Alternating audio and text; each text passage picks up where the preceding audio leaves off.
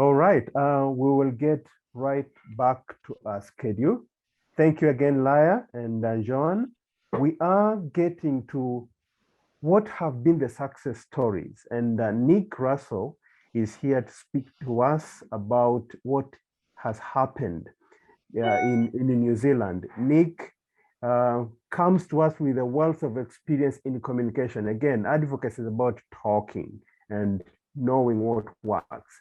Welcome, Nick, to this webinar. Thank you. It's lovely to be here. Good evening and good morning, everyone. And some of the things that we've learned in New Zealand has been resonates with what Anita said in her presentation. I come from a communications background and also health advocacy. Mine was in the oncology sector before coming to the hearing sector. And I've been with in the hearing sector now for just over 10 years with a wonderful organization, which is the Pindrop Foundation. Next slide, please. And I have had the privilege of working with Lee Schuskoff very closely and the wonderful board of trustees. So when Sue asked us what were our 3 lessons from CIICA Advocacy here in Aotearoa, New Zealand, we thought, well, how do we pull this right down to the 3 key lessons? And in discussions with Lee and the board, I think really what it came down to, next slide, please, was keeping an eye on the big picture. So we knew whenever, we first started out when the boards were established here in New Zealand, which was in 2007, there were only 10 adults being done nationally, but that was much better than had been occurring in the DHBs, in the public health sector here, which hadn't actually got a set budget for adults. And they knew we had a lot of work to do, and what it was meeting the needs of the community in New Zealand who were affected by severe to profound hearing loss. And we knew it was a huge community, but their needs were not being met. And we knew we had to advocate strongly to make sure their needs were met. And how did we do that? Next slide, please. Was really effective leadership. Because if you do not have effective leadership, and that's not management. Management is something completely different. Leadership is having someone who can inspire and bring people along on the journey, who can build relationships through very complex situations. Now, we all know navigating a health system and navigating a political system, and they're 2 systems that we know need to work really well together.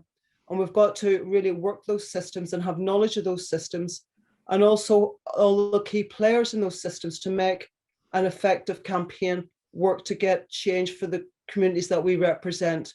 So having a clear vision and strategy, that big picture, knowing what it is and not diverting from it. You can employ different tactics, and we know the tactics we need to use, which Anita also very really well discussed and represented very clearly. The tactics we need to employ, and everybody tonight has mentioned the same thing over and over again: how we communicate, having those conversations with influencers, identifying them, and how do we have those conversations. So, it's having that vision and strategy, and the leadership is needed for that. And how you're going to resource it. You can have a wonderful vision and strategy, but if you don't have the resources to be able to implement and execute, you're never going to get off the ground. And we're all working on very tight budgets, which we all are, and also within our communities, it's being able to identify leaders within the communities that we represent. What do I mean by that? I mean our consumers and our users, and identifying their leadership, because really we're working with our consumers, and we're working for them. It's not the other way around. And so next slide, please. So really for us, we knew whenever we set our strategy of what we wanted to do, as well as having our health economics, the scientific papers, the relationships with our government officials, with our ministers, with our MPs, with our influencers, we needed the power of the consumer voice, not just for a media story, so much more than that. Next slide, please. So how we harnessed our consumer voices was really, we knew there was multiple areas that we needed the consumer voice. Yes, at Parliament, petitioning. This is on the bottom left-hand corner. You see us with signs of ears. That was one of our first petitions that we did, and we presented. We got invited then to present to the Health Select Committee in New Zealand, and we were able to put forward a white paper, commissioned by consumers about their experiences in New Zealand. Integrating into that submission was all the science, the health economics data, but also the human voice, because it is about, we can talk about data, health economics, the science. But what does it in real terms mean? It is the human person, it's those relationships, it's those lives, and their stories count, and that's what really matters. And politicians want to hear, because they're the voting public. That's their constituents. They want to hear from them. And as well as that, it's also getting awareness out about, so what is a cochlear implant? You need people to refer. You need people to be aware that there is an option for them. So we go to GP conferences.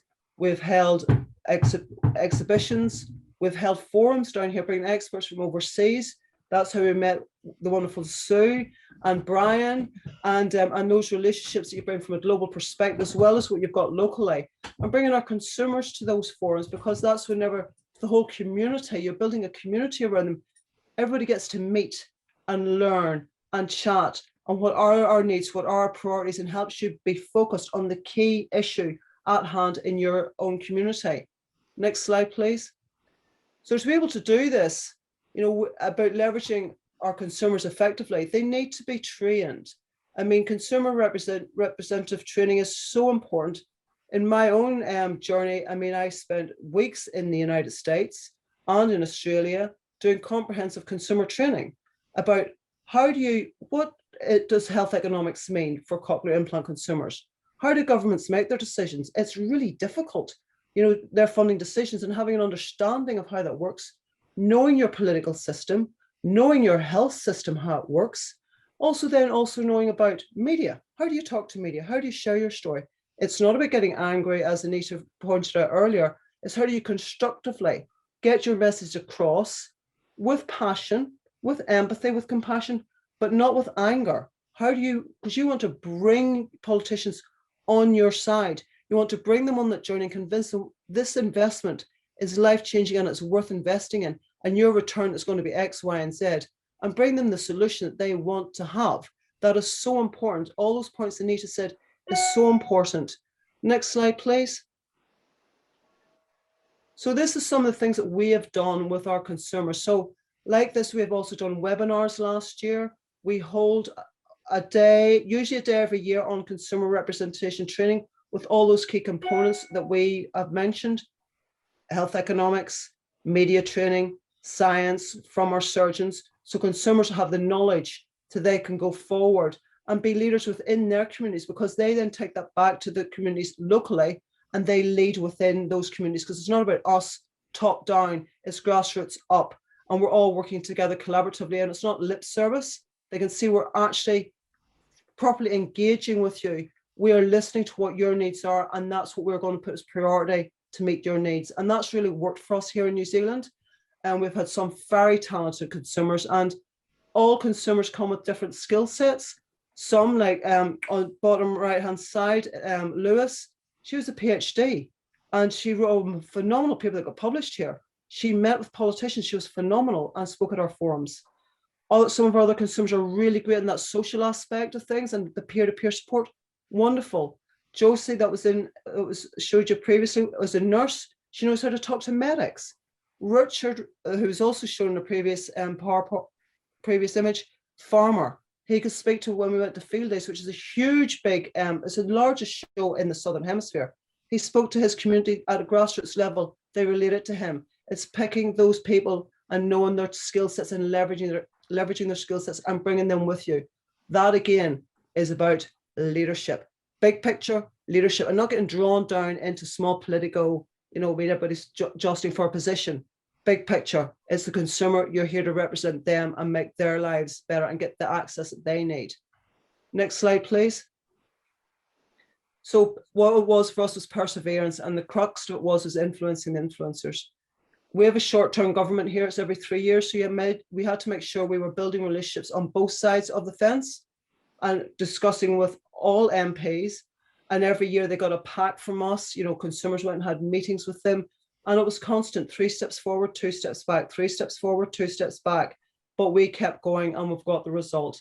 And that's because we've had a wonderful team. Again, it boils down to leadership, dedication, good ethics, good morals, and having a wonderful team behind us and wonderful consumers, bringing them on that journey with us. And that's what's done. And we've still got work to do, and we still will continue to have work to do, because it never ends. There's always the next cab off the rank. And we couldn't have done it without everybody's support and the wonderful people we've met. And so that's the 3 key lessons we have had here in New Zealand. And thank you very much for allowing me to share those with you this afternoon or this morning, wherever you are in the world. Thank you. Thank you. Thank you. Thank you, Nick. Wow. Beautiful lessons. Again, the ground is still a lot to cover. And we just have to keep pitching on it with these success stories. Brian? Yeah, I think some really common themes coming through now across the different presentations. But Nick, you mentioned the importance, and it's been in the chat as well, about getting the evidence right, but also putting that over in a way that appeals to politicians. How did you manage to do that so well in your context? I think in our context, it really was our consumers. To be fair, with the training with our consumers and the key messages that they needed to hear. I mean, the management team and the executive leadership team had wonderful relationships with the Ministry of Health here in New Zealand, and they really put forward strong cases. So the relationships that they had went really, really well, and they always put forward really good evidence with them. And then with the consumers coming behind with actually the human face to it, I mean, that, complemented very, very much what was being those discussions that were had in Wellington down here with government and government officials. And that was really, really important. And it's keeping it simple, and not getting complex from a consumer's perspective. Thank you, really helpful. Thank you. Thank you. Okay. Any other questions? Sue, do you have a question? Sue Archibald. Oh, hi, Eddie. Thank you very much. Yeah, there are some common themes coming out. And Nick, I was interested in what you were saying about the consumer training and your consumer training. Have you got just a couple more things to say about that, about how important it is and how you actually do it? Well, I mean, it is hugely important. So how I went about it, based on the American models and the Australian models, those components that, I had experienced, I sought out, we used our health economist that we had here, and we briefed him on this is the learning modules that has been in place in America and in Australia.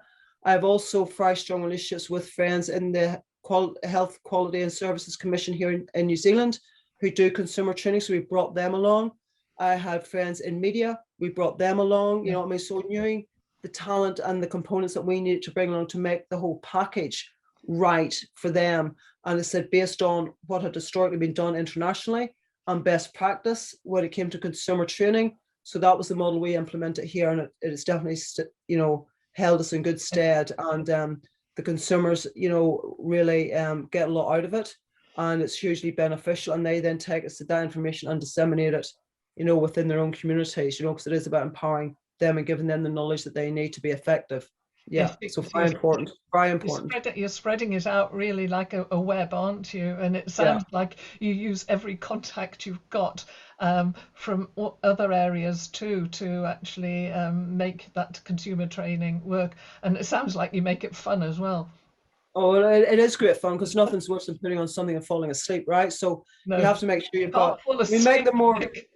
We make them more interactive and more, because that's the best thing, and that's where all the teams that we work with, it is about being interactive and really engaging. And we will get them doing media interviews, we'll get them doing videos, we'll get them then doing exercise on in a quasi. So you've got $2 million of a budget, and here's your 5 things. So you've got to choose the 5 things that out of those 5 things, you've got to choose one thing that we're going to fund, and why not the others? And because that really shows what it's actually like when people are making a decision. Yes. Somebody, all are very worthy causes. So how do you make a choice? And it makes them realize, actually, it's not easy being a politician. It's not that they don't want to give money, but they're fighting with these other things as well. So it's actually having insight and understanding, and then where you've got to make your message across is really important. And I think it's being able to understand they're not being difficult, but how do you make your case forward, for why you need the investment. Yeah. Thank you. Wow. Thank you so much.